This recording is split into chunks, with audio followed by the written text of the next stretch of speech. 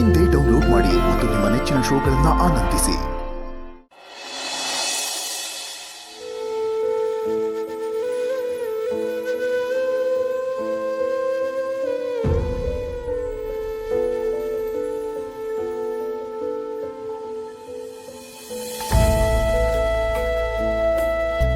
ಒಬ್ರು ತಿಂಡಿ ತಿಂದಿಲ್ವಾ? ಮನೇಲಿರೋ ಯಾರಿಗೂ ಮನ್ಸಿಗೆ ನೆಮ್ಮದಿನೇ ಇಲ್ಲ. ಪಾರ್ಟಿ ಮಾಡದೇ ಇದ್ದಿದ್ರೇನೆ ಚೆನ್ನಾಗಿರ್ತಿತ್ತು.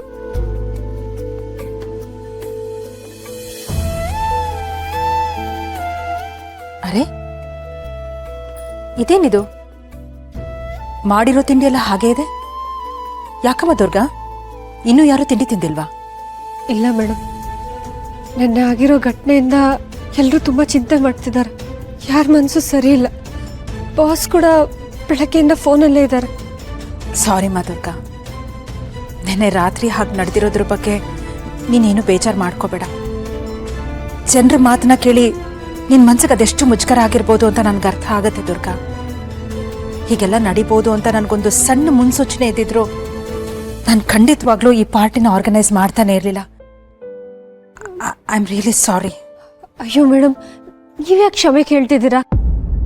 ನೀವು ಏನೋ ಒಂದು ಒಳ್ಳೆ ಉದ್ದೇಶ ಇಟ್ಕೊಂಡೆ ಇದನ್ನೆಲ್ಲ ಮಾಡಿರ್ತೀರ. ಹೀಗೆಲ್ಲ ಆಗುತ್ತೆ ಅಂತ ನಿಮಗೇನು ಗೊತ್ತಿತ್ತಾ? ಥ್ಯಾಂಕ್ ಯು ಮಾ ದುರ್ಗಾ, ನೀನಾಗಿದ್ದಕ್ಕೆ ನನ್ನನ್ನು ಅರ್ಥ ಮಾಡಿಕೊಂಡೆ. ನಿನ್ನಂಥ ಸೊಸೆನ ಪಡೆಯೋದಕ್ಕೆ ನಾನು ನಿಜಕ್ಕೂ ಪುಣ್ಯ ಮಾಡಿದ್ದೆ. ಅಯ್ಯೋ ಮೇಡಮ್, ತುಂಬ ದೊಡ್ಡ ಮಾತು. ಇಲ್ಲಮ್ಮ, ನೀನು ಸೊಸೆಯಾಗಿ ಮನೆಗೆ ಬಂದಾಗ್ಲಿಂದ ಅತ್ತೆಯಾಗಿ ನಾನು ಏನೂ ಮಾಡಲಿಲ್ವಲ್ಲ ಅಂತ ನನಗೆ ತುಂಬ ಸಂಕೋಚ ಆಗ್ತಾ ಇದೆ. ಈ ನಿನ್ನ ಕೈಗಳಿಂದ ನಮ್ಮ ಹಿತಾಗೆ ಅದೆಷ್ಟು ಸಲ ಕೈತುತ್ತನ್ನ ಕೊಟ್ಟಿದ್ಯಾ. ಈ ಮನೆ ಮರ್ಯಾದೆನ ಉಳಿಸಿದ್ಯಾ, ಈ ಮನೆ ದೀಪನ ಬೆಳಗಿಸಿದ್ಯಾ. ಇಂಥ ನಿನ್ನ ಬಂಗಾರದ ಕೈಗಳಿಗೆ ಚಿನ್ನದ ಬಳೆ ತೊಡಿಸ್ಲಿಲ್ಲ ಅಂದ್ರೆ ಶರತ್ ಅಮ್ಮನಾಗಿ ನನಗೆ ಅವಮಾನ ಅಲ್ವಾ? ಅವಮಾನನ? ಏನು ಹೇಳ್ತಿದ್ದೀರಾ ಮೇಡಮ್? ನಾನು ಇದ್ಯಾವುದು ನನ್ನ ಸ್ವಾರ್ಥಕ್ಕೋಸ್ಕರ ಮಾಡಿಲ್ಲ. ನನಗೆ ಗೊತ್ತಮ್ಮ, ಯಾವುದೇ ರೀತಿಯ ಪ್ರತಿಫಲನೂ ನಿರೀಕ್ಷೆ ಮಾಡದಿರೋ ಅಂತ ಮುಗ್ಧ ಮನಸ್ಸು ನಿಂದು ಅಂತ. ಆದರೆ ಈ ಮನೆ ಘನತೆ ಏನು, ಅಂತಸ್ತೇನು? ನಮ್ಮನೆ ಸೊಸೆಗೆ ನಾನೊಂದು ಚಿನ್ನದ ಬಳೆನೂ ಮಾಡಿಸ್ಕೊಡ್ಲಿಲ್ಲ ಅಂದ್ರೆ ಅವಮಾನ ದುರ್ಗಾ. ಅಯ್ಯೋ ದಯವಿಟ್ಟು ಬೇಡ ಮೇಡಮ್, ನಂಗಿದೆಲ್ಲ ಒಂಥರ ಮುಜುಗರ ಅನಿಸುತ್ತೆ. ನಂಗೆ ಇದ್ಯಾವ್ದ್ರ ಮೇಲೂ ವ್ಯಾಮೋಹ ಇಲ್ಲ. ನನಗೆ ಗೊತ್ತು ದುರ್ಗಾ, ಆದರೆ ಈ ನಿನ್ನ ಅತ್ತೆಗೋಸ್ಕರ ಸೊಸೆಯಾಗಿ ನೀನು ಇದನ್ನ ಒಪ್ಕೊಳ್ಳೇಬೇಕು. ಅಲ್ಲ ಮೇಡಮ್, ನಾನೊಂದ್ಸಲ ನಿರ್ಧಾರ ತಗೊಂಡ್ರೆ ಮುಗೀತು. ಆದರೆ ನನಗೆ ನಿನ್ನ ಕೈ ಅಳತೆನೇ ಗೊತ್ತಿಲ್ಲ. ಹಾ, ಈ ಬ್ರೇಸ್ಲೆಟ್ ಇದೆಯಲ್ಲ, ಇದನ್ನ ತೆಗೆದುಕೊಡು. ಬಳೆ ಮಾಡಿಸಿ ನಾನು ನಿನಗೆ ವಾಪಸ್ ಕೊಡ್ತೀನಿ. ಮೇಡಮ್ ಇದು ದುರ್ಗಾ, ಹೇಳಿದ್ನಲ್ಲಮ್ಮ, ಎಲ್ಲಿ ತೆಗೆದುಕೊಡು. ಸರಿ ಮೇಡಮ್.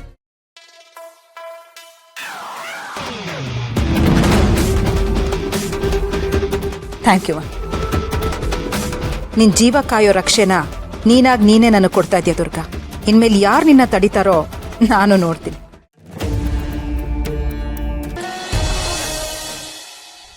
ನಾನು ಯಾವುದೇ ಕಾರಣಕ್ಕೂ ವರ್ಕ್ ಸ್ಟಾಪ್ ಆಗಬಾರ್ದು.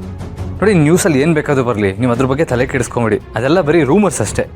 At any cost work stop ಆಗಬಾರ್ದು ಅಷ್ಟೇ.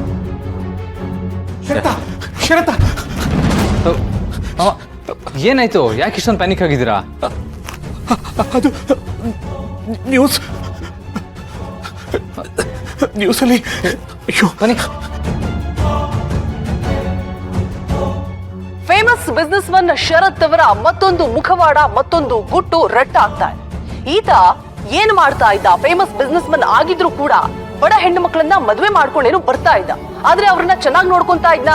ಇಲ್ಲ, ಬಡ ಹೆಣ್ಣು ಮಕ್ಕಳೇ ಇವನ್ನ ಟಾರ್ಗೆಟ್ ಆಗ್ತಾ ಇದ್ರು. ಅವ್ರನ್ನ ಮದುವೆ ಆಗಿ ಬಂದ ನಂತರ ಮನೆ ಆಳಾಗಿ, ಸರ್ವೆಂಟ್ ಆಗಿ ಅವ್ರನ್ನ ಟ್ರೀಟ್ ಮಾಡ್ತಾ ಇದ್ದ. ಜೊತೆಗೆ ಈ ಹಿಂದೆ ಅಂಬಿಕಾ ಅನ್ನುವಂತಹ ಮೊದಲನೆಯ ಹೆಂಡತಿಯ ಸಾವಿಗೂ ಕೂಡ ಈತನೇ ಕಾರಣ ಇರಬಹುದು ಅನ್ನುವಂತಹ ಶಂಕೆ ಕೂಡ ಇದೀಗ ಎದುರಾಗ್ತಾ ಇದೆ. ಈ ತರ ಬಿಸ್ನೆಸ್ ಮನ್ಗಳು ನಮಗೆ ಬೇಕಾ? ಈತನ ಮತ್ತಷ್ಟು ಮುಖವಾಡಗಳೇನು? ಈತನ ಕೆಲಸಗಳೇನು? ಬಡ ಹೆಣ್ಣು ಮಕ್ಕಳೇ ಇವನಿಗೆ ಟಾರ್ಗೆಟ್ ಯಾಕೆ ಆಗ್ತಾ ಇದ್ರು? ಯಾವ ರೀತಿಯೆಲ್ಲ ಅವರನ್ನ ಮಿಸ್ಯೂಸ್ ಮಾಡ್ಕೊಳ್ತಾ ಇದ್ದ, ಕೆಲಸಕ್ಕೆ ಬಳಸ್ಕೊಳ್ತಾ ಇದ್ದ? ಎಲ್ಲ ಅಪ್ಡೇಟ್ಸ್ ಅನ್ನ ಕೊಡ್ತಾ ಹೋಗ್ತೀವಿ ಆಫ್ಟರ್ ಶಾರ್ಟ್.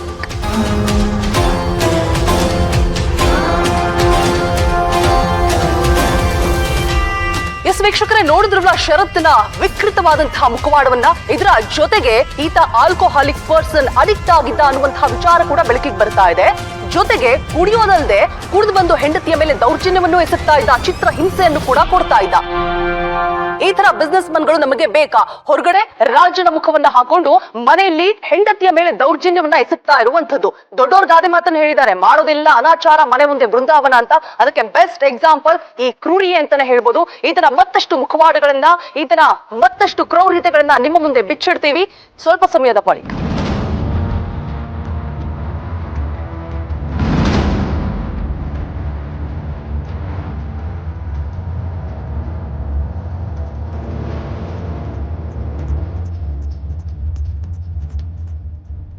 ದೇವ್ರೆ, ಈ ಫುಟೇಜಸ್ ಅನ್ನ ಹೇಗೆ ಸಿಕ್ತಿ ಅವ್ರಿಗೆ? ಮಾಮ್, CCTV ಹ್ಯಾಕ್ ಮಾಡಿದ್ದು ನಾನು. ಈ ಫುಟೇಜಸ್ ಎಲ್ಲ ಅಲ್ಲಿಂದಾನೆ ಸಿಕ್ತು. ಒಂದು ವೇಳೆ ಯಾರು ಚೆಕ್ ಮಾಡಿದ್ರು, ಯಾರೋ ಹ್ಯಾಕ್ ಮಾಡಿದಾರೆ ಅಂತ ಅಷ್ಟೇ ಗೊತ್ತಾಗುತ್ತೆ.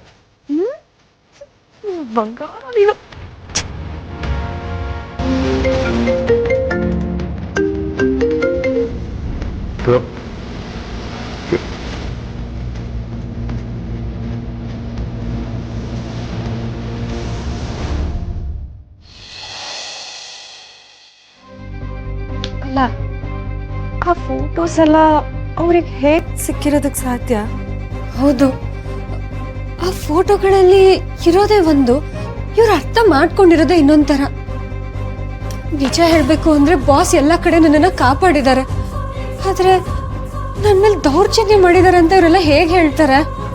ಅದೇ ನನಗೂ ಅರ್ಥ ಆಗ್ತಿಲ್ಲ ದುರ್ಗಾ. ಏನ್ ಮಾಡೋಣ? ಏಯ್, ಸಮಾಧಾನ ಆಯ್ತಾ ನಿಂಗೆ? ಸಮಾಧಾನ ಆಯ್ತಾ ಹೇಳು. ಇನ್ನು ಏನೇನ್ ಮಾಡ್ಬೇಕು ಅನ್ಕೊಂಡಿದ್ಯಾ? ಅಲ್ಲ, ನಾನೇನ್ ಮಾಡಿದೆ ಅಂತ ಜಸ್ಟಿಫೈ ಮಾಡ್ಬೇಡ ನೀನು. ಆಗ್ತಿರೋದೆಲ್ಲ ನಿನ್ನಿಂದ. ನೀನೊಬ್ಳು ನಮ್ ಲೈಫಲ್ಲಿ ಇರ್ಲಿಲ್ಲ ಅಂದಿದ್ರೆ ಇಷ್ಟೆಲ್ಲ ಆಗ್ತಿರ್ಲಿಲ್ಲ. ಶರತ್ ಯಾವತ್ತೂ ಇಷ್ಟೊಂದು ಅವಮಾನನ ಫೇಸ್ ಮಾಡಿರ್ಲಿಲ್ಲ. ಎಲ್ಲ ನಿನ್ನಿಂದ. ಇವಳೊಬ್ಳು ತಾನು ಒಳ್ಳೆ ಸಾಚ ಅನ್ನೋ ತರ ಬಂದು ನೋಡು, ನಿಂಗೆ ಕ್ಲಿಯರ್ ಆಗಿ ಹೇಳ್ತಾ ಇದ್ದೀನಿ, ನೀನ್ ನಿಜವಾಗ್ಲೂ ಒಳ್ಳೆ ಆಗಿದ್ರೆ, ನಿಜವಾಗ್ಲೂ ಈ ಮನೆಯವ್ರ ಮೇಲೆ, ಶರತ್ ಮೇಲೆ ಕನ್ಸನ್ ಅನ್ನೋದಿದ್ರೆ ಇವಾಗ್ಲೇ ಮನೆ ಬಿಟ್ಟು ಹೋಗು. ಇಷ್ಟೆಲ್ಲ ಆದ್ಮೇಲೂ ಸ್ವಲ್ಪನೂ ಶೇಮ್ ಇಲ್ದಲೆ ಇದೆಯಲ್ಲ. ನನ್ನಂತವಳಾಗಿದ್ರೆ ಒಂದು ಕ್ಷಣನೂ ಇರ್ತಿರ್ಲಿಲ್ಲ. ಛೇ,